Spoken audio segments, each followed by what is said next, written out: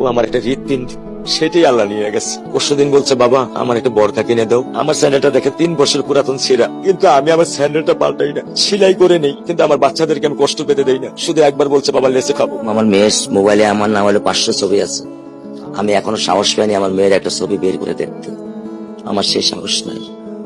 আমি সেই সব হারাই ফেলছি, কারণ ও আমার ছিল হৃৎপিণ্ড। ওর জীবনে এমন কোনো চাওয়া নাই যেটা আমি পূরণ করি নাই। পরশুদিন বলছে, বাবা আমার একটা বরকা কিনে দাও।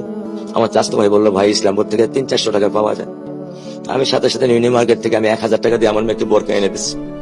আমি দরিদ্র, ভাঙা বাসায় থাকি, কিন্তু আমার সন্তানদেরকে আমি কখনোই দারিদ্রতা স্বাদ পেতে দেইনি। দারিদ্রতা স্বাদ পেতে দেইনি। আমার বড় মেয়েকে এখন আমি সেলোরার থেকে জামা কিনে দিই। আমার স্যান্ডেলটা দেখেন 3 বছর পুরাতন ছেঁড়া, কিন্তু আমি আমার স্যান্ডেলটা পাল্টাই না, সেলাই করে নেই, কিন্তু আমার বাচ্চাদেরকে আমি কষ্ট পেতে দেই না। শুধু একবার বলছে, বাবা লেসে খাবো। আমি 1 মিনিটও দেরি করিনি, 1 মিনিটও আমি দেরি করিনি। ও আমার একটা হৃৎপিণ্ড, সেটাই আল্লাহ নিয়ে গেছে। আলহামদুলিল্লাহ, শুকরিয়া, আল্লাহ দিছে, আল্লাহ নিয়ে গেছে। আমার কোনো কষ্ট নেই। আমি তো চাইলে পারতাম না, অনেক দম্পতি আছে যাদের সন্তান নেই। আল্লাহ দিছে, আল্লাহ নিয়ে গেছে। আমি আলহামদুলিল্লাহ করি আল্লাহ গেছে।